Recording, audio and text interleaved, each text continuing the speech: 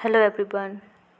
प्राथमिक शिक्षा चयन परीक्षा 2025 की सफलता सीरीज में आज हम विज्ञान में पाचन तंत्र टॉपिक के बारे में बात करेंगे। तो चलो चलते हैं आज के टॉपिक को आगे लेकर। पाचन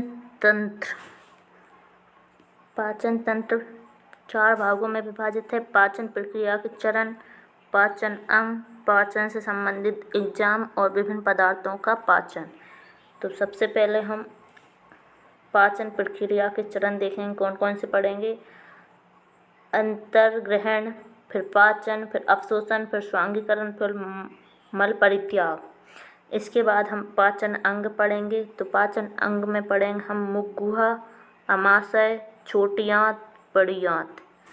इसके बाद पाचन संबंधी एंजाइम पढ़ेंगे। तो लार द्वारा स्त्रावित एंजाइम, आमाशय द्वारा स्त्रावित एंजाइम, अग्नाशय द्वारा स्त्रावित एंजाइम।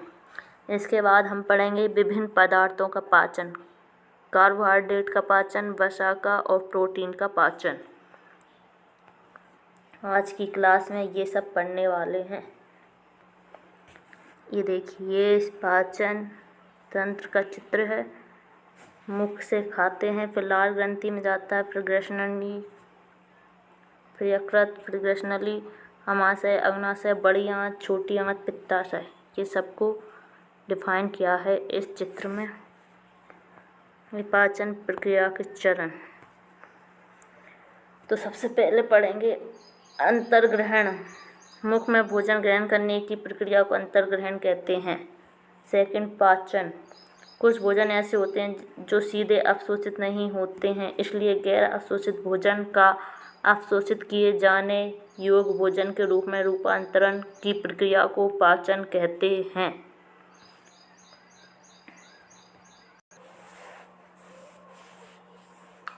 अवशोषण। पचे हुए भोजन को रक्त में मिलाने की क्रिया को अवशोषण कहते हैं। पचे हुए भोजन का अवशोषण छोटी आंत में होता है। नंबर 4, स्वांगीकरण।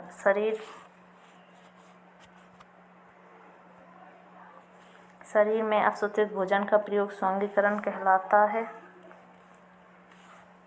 मल परित्याग। अपचा हुआ भोजन बड़ी आंत में पहुंचता है, जहां जीवाणु द्वारा इसे मल में बदल दिया जाता है, जो कि गुदा द्वारा शरीर से बाहर निकाल दिया जाता है। प्रमुख पाचन अंग। फिर मुंह गुहा। इसके निम्न भाग होते हैं: दांत, जीभ व लार, जो पाचन में मदद करते हैं। मुख गुहा, दांत, जीभ, लार 3 भाग होते हैं। दांत। मनुष्य सहित अधिकांश स्तनधारी के जीवन काल में 2 तरह के दांत होते हैं। पहले दूध के दांत जो अस्थायी रहते हैं, इनकी संख्या 20 होती है। दूसरे स्थायी दांत, जिनकी संख्या 32 होती है। दांत के प्रकार।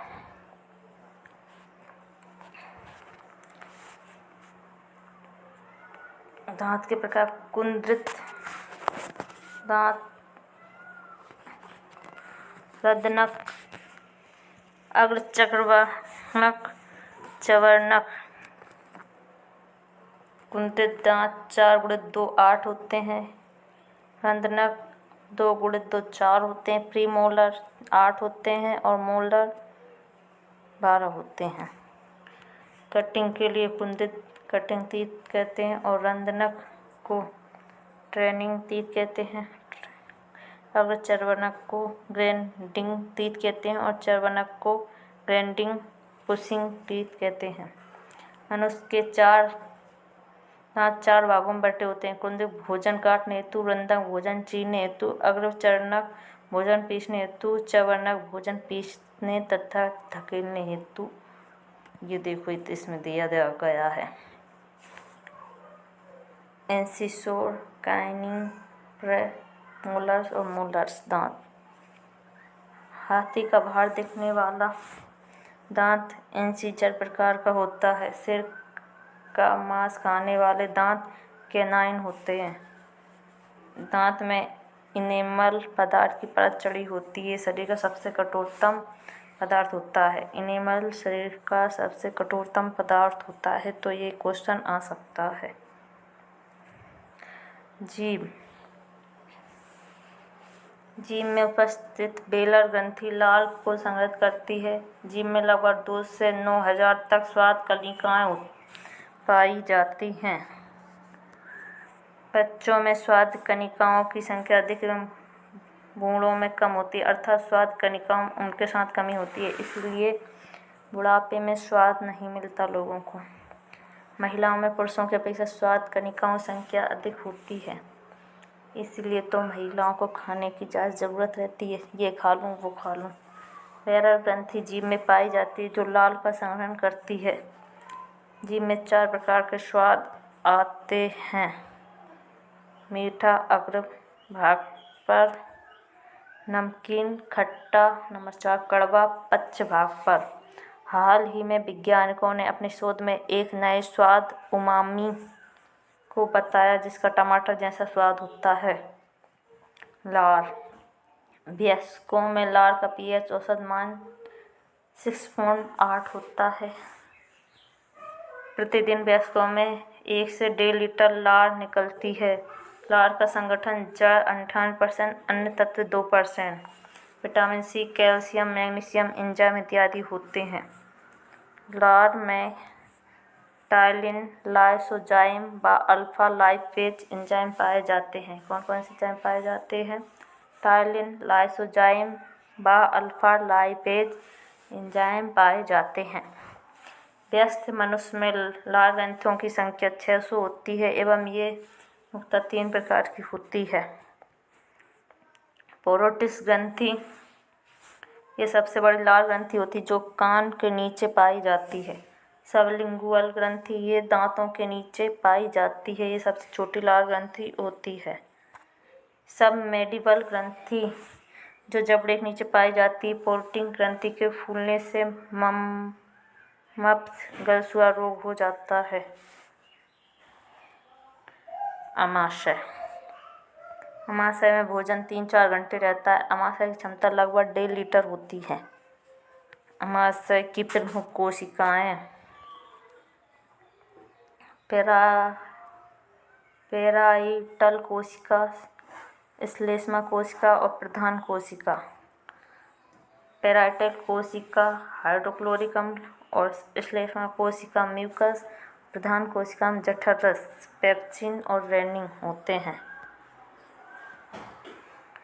अमाशय में हाइड्रोक्लोरिक अम्ल HCl पाया जाता है जिसका स्राव अमाशय की पेराइटल कोशिका में होता है। HCl का कार्य भोजन को अम्लीय बनाना और भोजन में उपस्थित जीवाणु को नष्ट करना है। बच्चों के अमाशय में हाइड्रोक्लोरिक अम्ल अनुपस्थित होता है। म्यूकस लेयर अमाशय की HCl के आघात से रक्षा करती है। अमाशय की प्रधान कोशिका से जठर रस निकलता है। जठर रस हल्के पीले रंग का अम्लीय द्रव होता है। जठर रस हल्के पीले रंग का अम्लीय द्रव होता है। जठर रस में पेप्सिन और रेनिन एंजाइम उपस्थित होते हैं। आंत, छोटी आंत, बड़ी आंत। छोटी आंत में ड्यूडेनस, अग्रतंत्र, जेनुनम, मध्यनांत्र, इलियम, पश्चांत्र। बड़ी आंत में सकिम, अंधनांत्र, कोलन, बृहदान्त्र और रेक्टम मलाशय होते हैं। छोटी आंत की लंबाई 6.5 मीटर व चौड़ाई 3 से 4 सेंटीमीटर होती है। छोटी आंत में भोजन का पाचन पूर्ण हो जाता है। छोटी आंत में एरेक्सिन प्रोटीन पाया जाता है। छोटी आंत में 3 भाग होते हैं, ड्यूडेनम, जेनुनम और इलियम। ड्यूडेनम में यकृत में पित्तरस आकर मिलता है और भोजन को क्षारीय बनाता है। ड्यूडेनम में अमाशय से 3 एंजाइम ट्रिप्सिन, एमाइलेज, लाइपेज आकर मिलते हैं। जेनुनम में पाचन की क्रिया समाप्त होती है और भोजन का अवशोषण शुरू होता है। इलियम में भोजन का पचे हुए अन्य भाग का अवशोषण इलियम में होता है। इलियम में बिल्ली स्ट्रक्चर रसांकुल पाए जाते हैं जो भोजन अवशोषण में मदद करते हैं। बड़ी आंत की लंबाई 1.5 मीटर व चौड़ाई 4 से 7 सेंटीमीटर होती है। बड़ी आंत के 3 भाग होते हैं, सीकम, कोलन और रेक्टम। सिकम में टी जंक्शन होता है जो छोटी आंत और बड़ी आंत को जोड़ता है। टी जंक्शन में ही ऑप्टेडिक्स अवशेषियंग स्थित होते हैं। टी जंक्शन में ही अवशेषियंग स्थित होते हैं। कोलन में जल, लवण व रसायन इत्यादि का अवशोषण होता है और यहाँ विटामिन के का निर्माण होता है। कोलन में एक्टम में अवशेषित पदार्थों का संग्रहण होता है, बाद में यह मलद्वार के द्वारा बाहर कर दिए जाता है।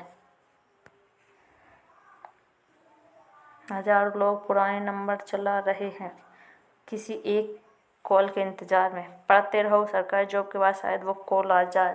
तो दोस्तों, ये मोटिवेशनल था पाचन संबंधी इच्छाएं।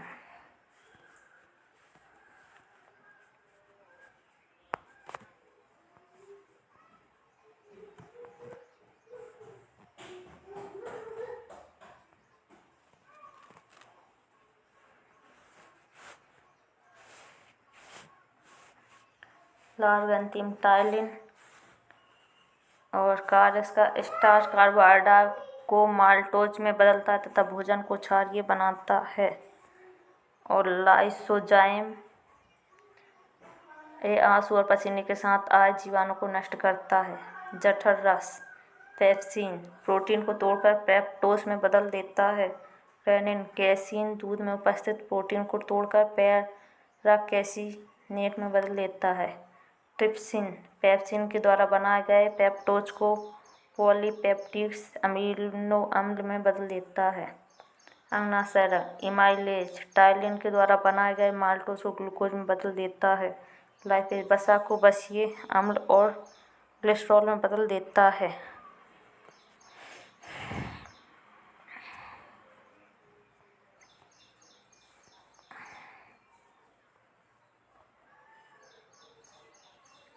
अब हम पढ़ेंगे विभिन्न पदार्थों का पाचन। कार्बोहाइड्रेट इसका सबसे पहले पाचन मुखगुहा में होता है। मुखगुहा टायलिन कार्बोहाइड्रेट को माल्टोज में बदलता है और छोटी आंत इमाइलेज माल्टोज को ग्लूकोज में बदल देता है। वसा इसका पाचन केवल छोटी आंत में होता है। लाइपेज वसा को बसीय अम्ल में बदल देता है। प्रोटीन इसका पाचन सबसे धीमा होता है। पेप्सिन और पेप्सिन प्रोटीन को प्रोटोज में बदल देता है और छोटी आंत में ट्रिप्सिन पेप्टोज को पेप्टाइड्स अमीनो अम्ल में बदल देता है। नोट: भोजन को मुखगुहा में बोल्स, आमाशय में काइम और छोटी आंत में काइल कहा जाता है। भोजन को मुखगुहा में बोल्स, आमाशय में काइम, छोटी आंत में काइल कहा जाता है। आहार नाल की लंबाई 9 मीटर होती है, जिसमें मुखगुहा, ग्रसनली, आमाशय, आंत की लंबाई शामिल होती है। तो दोस्तों, पाचन तंत्र हमारा आज समाप्त हुआ। अगली वीडियो में दूसरे तंत्र की बात करेंगे। जब तक के लिए जय श्री राम।